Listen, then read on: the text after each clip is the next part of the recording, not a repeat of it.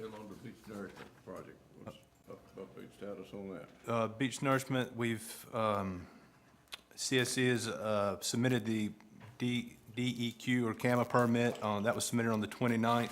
The Army Corps permit was submitted on the 20th. Our biological opinion is in the Federal Register for review and comment, and we hope to have a decision on that in January, at which time we understand that the FEMA funds would then, for Matthew, would then be released, but not until then, depending on the decision of the biological opinion in January. We're still on track for going to bid for a spring-summer 2018 project, but David can explain all the intricacies of how we're going to have to bid that with all the unknowns between now and then. Right, so I'll just do a brief background and review on where we started and where we are to date. As you recall from Hurricane Matthew, October of last year, we did a post-storm condition survey.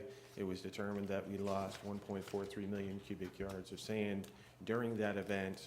And as a result of that, staff have been working with FEMA and North Carolina Emergency Management in order to apply for a public assistance grant for the restoration of that sand. During that process, we looked at several different approaches based upon the town's project, as well as a project to restore the sand lost during Matthew. That the best method was to try to have it under one umbrella and a single project. And so in order to make that happen, we looked at the public assistance alternate procedure pilot program, and we have been discussing that along the way. And basically what that was an agreed upon sum amount that we had formalized back in May with the determination of $16.2 million in order to restore that sand and apply a value to it, sign a worksheet in order for that to proceed through the FEMA pipeline. So those funds are broken out into a 75-25 split, 75 being the responsibility of the feds and 25 being the responsibility of the state in order to restore that value of sand that was lost. So May 2017, we formalized that process. That worksheet was sent to the Joint Field Office. As part of that review, it went through an arm of that agency, which is Environment and Historic Preservation, otherwise known as EHP. And at that point, they came back and said that they could not complete their review until there was an issuance of the biological opinion, which was part of the permitting process in moving forward for the town's project. So what we tried to do was consult with our engineering consultant to try to fast track that application, get that in the queue in order to get that biological opinion issued sooner rather than later. So we've been doing a full court press with them.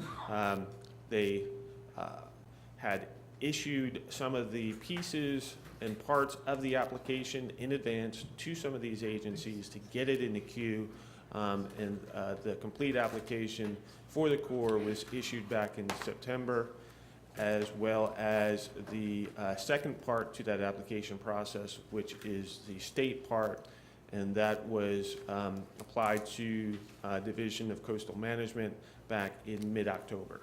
So all the documentation for the permitting has been submitted. And so where we go from here is once that biological opinion has been issued, then EHP can go ahead and finalize their review. The Joint Field Office signs off on that. It is then forwarded to the state for a final state review.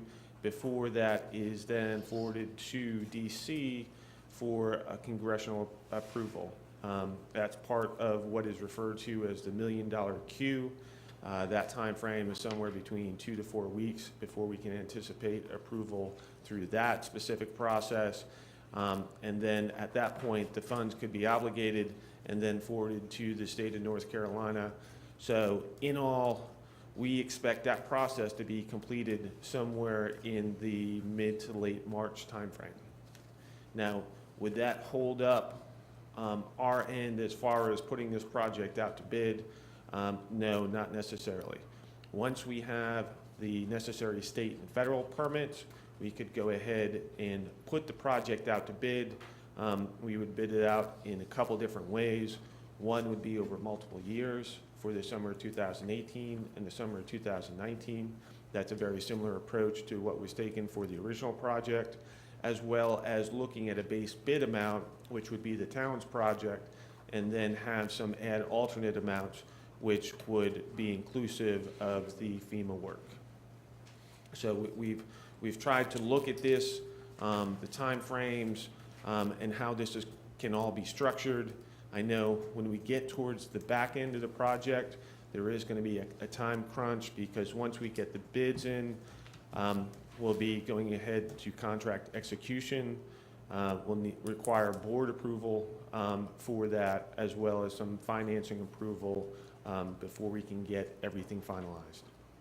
So we've been considering that internally, how we can get all these different parts working together and get it in advance, so we can go ahead and look at both summer of 2018 and 2019 project.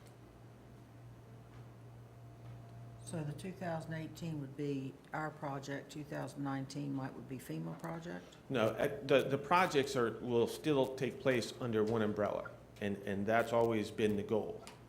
But what we would do when we bid that out, we would have the flexibility at a minimum to do our project if the FEMA funds were not there. But our, FEMA would be an alternate number one to that contract. that is correct. So if for some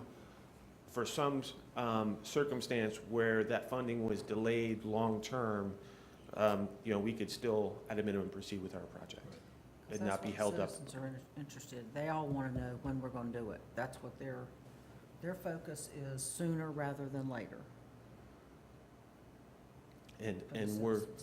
And our goal has always been to put sand on the ground in summer of 2018, but we understand there's a lot of moving parts. The Matthew losses really kind of, threw that off a little bit, but we're trying to do everything that we can to make this all come together as one and have it under a single project within the timelines that we had originally indicated. I agree. I understand that, but there's the concern that the longer we wait, the less sand we're going to have, so it's going to be Band-Aiding almost, again, if we don't do something, because we're going to have more losses if we wait till 19. Related question. Go ahead. So you talked about we could proceed with our bid. Maybe I missed it. When do we think we could go out with the bid, even though we're waiting for some other things? Right now, the schedule for going out to bid would be in the March timeframe. We typically give about 90 days, somewhere between 60 to 90 days for that bid, which kind of puts us in that May timeframe.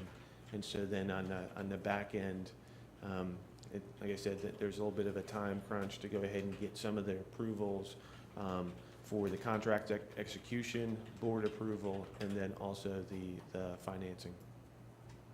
And what's keeping us from going out to bid before March?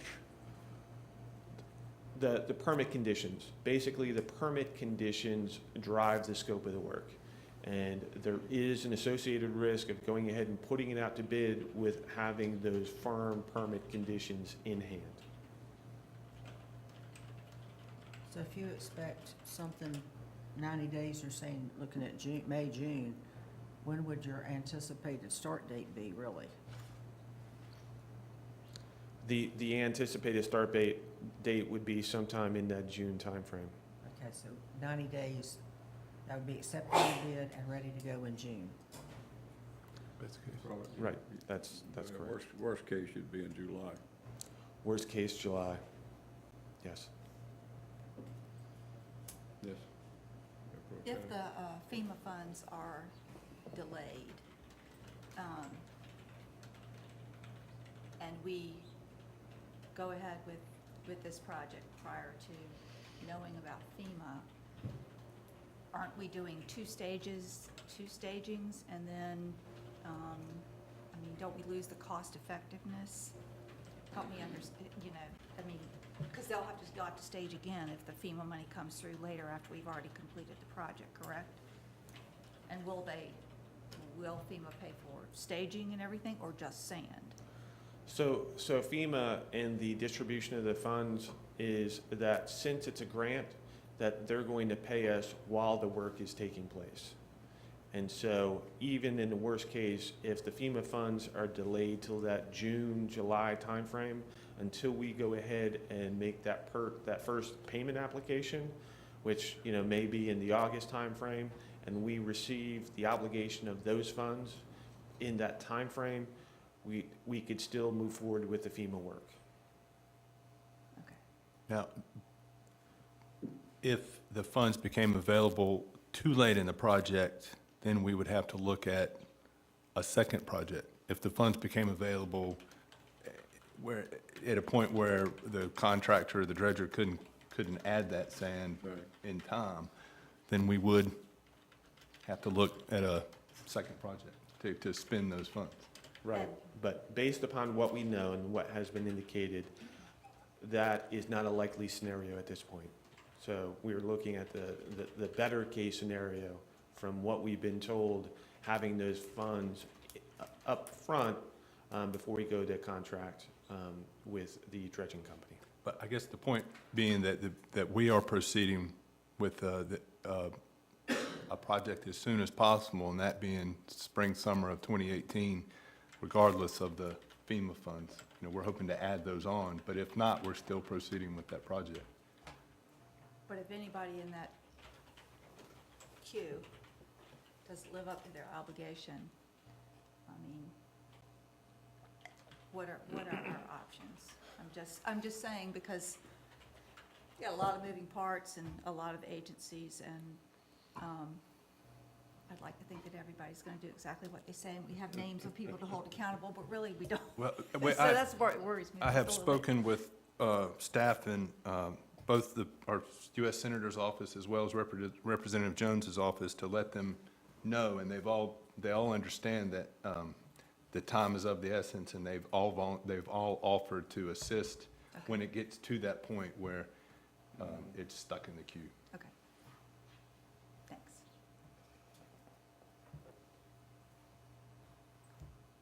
As long as we've been it as an alternate, that gives us some fair amount of leeway to get those funds before it really starts affecting the project. Right, and we're trying to anticipate and give ourselves the greatest flexibility. But I do think it is important to make clear that there is a potential that because of when the bids come in, the northern beaches saved $9 million by going to this year as opposed to last, and that's a scenario which we're gonna have to explore. And so while we're saying we are moving ahead, fully intending to be able to nourish in 2018, I think we have to be realistic with the reality that we may not get a cost that allows us to do that. Right. And there is no interim project that we're working on between now and 2019, if that's the case. And in their case, the cost was less for the following year. Right. Right. In our case, it may be just the opposite. That's correct. Because of all the demand for dredge work.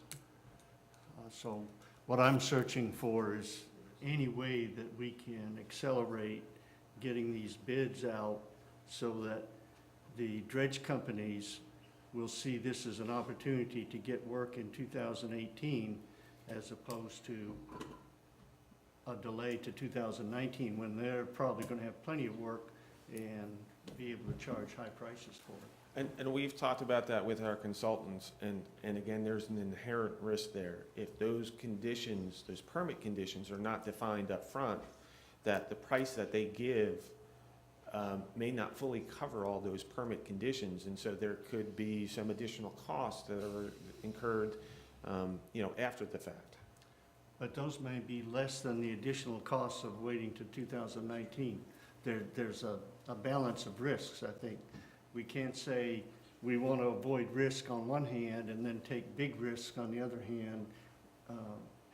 But, and we've also talked about, that too, and the dredgers may be very hesitant if they don't have the full scope of work up front, and their prices may go ahead and reflect that. And so that may be something that, we may shoot ourselves in the foot by not having a clearly defined scope of work up front, knowing that some of those permit conditions are still outlying that could affect the overall price in bidding.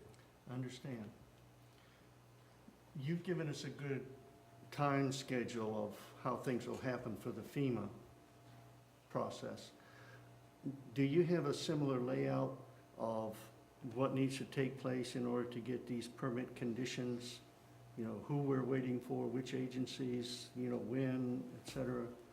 Yeah, so there are two main permits that have been applied for. One at the federal level and then one at the state level. The federal level is with the U.S. Army Corps of Engineers. And so that permit has been applied for. There's a 30-day public notice period for that.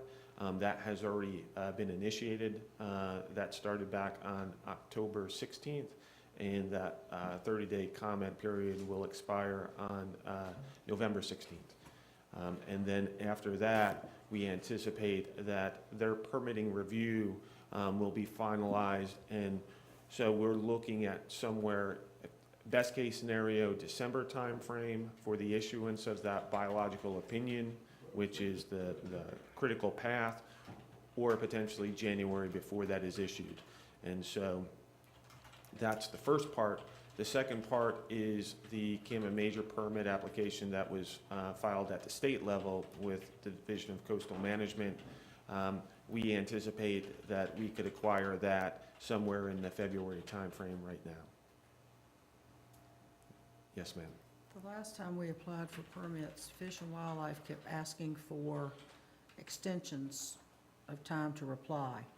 Is that anticipated, or is U.S. Army Corps of Engineers going to keep granting those numerous extensions? I think we've tried to head that off up front. There's been several scoping meetings, one that took place in March and then one that took place in August, to go ahead and try to initiate contact with some of these agency representatives, to include U.S. Fish and Wildlife. They've already provided some draft comments, which have been addressed in some of the resubmitted documentation. So we've expressed the urgency to them. Our goal is the summer of 2018, and whatever you can do in order to expedite that, we will provide whatever necessary information that we can.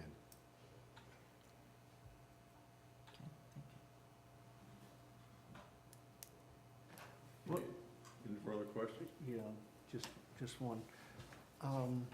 When we did the 2011 project, we started in May and we're hard pressed to finish up by the end of October. We're talking now about starting June or July at best case. What's the comparison,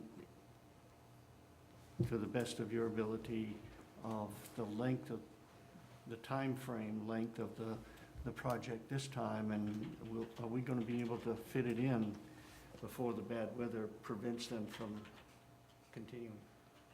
I can get you a more definitive answer on that, but one of the things that we have investigated this time around is another borrow area in the northern end of town. And so that will create some efficiencies in order to operate in the southern end and the northern end, in order to try to expedite the actual construction timing. But I can try to get a better sense of that from our consultant, based upon that new approach. And I don't mean to sound negative about what you're doing. I know you're working hard on it and doing everything that's possible to get this moving. It's just, it's looming in front of us, and it's a concern to you know, And- a lot of the public that we hear from. And it's a concern of staff, because we are receiving those same comments from some of the concerned property owners, especially down in the southern end of the project. And we've also talked with our consultant about potential intermediate measures that could take place in advance of the placement of fill. Some of the options could be sand scraping in order to go ahead and shore up some of those areas. And so we've talked about it, and, you know, want to have that at a ready if it is, immediate action is necessary in between now and whenever we put sand on the ground. Would it be, would the board see it as beneficial to have Dr. Khanna at your December meeting to explore some of the questions you've raised as to whether or not going to bid pre-permits? What are the risks and the issues around that? Or, like David said, we're meeting with Tim and HK on Monday, and we can come back to you in December with earlier, going to bid earlier, what all that entails either way. I think you can find, as far as I'm concerned, you can find out the answers on Monday and bring them back. Okay. Yeah, I think that's better, and, But if you're talking about scraping, would you not have to change the ordinance? We think we can do it in conjunction, but I believe the way the code reads, if in conjunction with the beach nourishment project, then if we do it, If it's a town-managed process, I think the way that ordinance was written, that we could oversee that. But as far as individual property owners, We no, would, that is currently prohibited.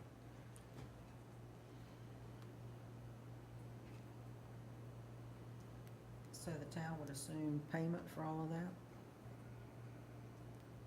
out of the beach nourishment, well, that would be our recommendation, yes, ma'am, that we would manage it versus allowing multiple bulldozers on the beach. and that would be financed out of the beach nourishment fund. I think it's best if you and Dave meet with Conrad and others and get answers to these questions. It might be better in a small group rather than in a board meeting. Come back to us with answers on possibilities of bidding early, what our exposures are, and I personally have a lot of trepidation bidding before you get a concrete scope nailed down, because some folks are gonna bid it real low and come in and make a lot of money when that scope changes. That's just the way contractors are. Right, and that's some of our concern, but we will go ahead and we will do that. And the contractors, the dredgers are aware of our project, and they know to be looking for this, so it's not a surprise. They do know it's coming in.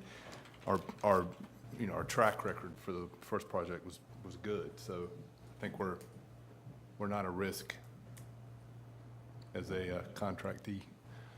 Right, since we've already embarked on a summer project and we know some of the conditions that we experienced from the first go-around, it gives the dredgers a level of confidence that there'll be fewer surprises than more, since the waters were untested on the first project. And they've been working just north of us, and feedback I'm getting from the one working just south of us, we don't want the ones just south of us. It's our contractor doing the south. No, ma'am. It's our engineer doing the south. Or, yeah, but not the contract. Not the contract, Not the but contract. it's our engineer that's in charge of that project, so. Yeah, I think it's a problem that he can't control. Anything else on the beach nourishment project? Okay, let's continue on to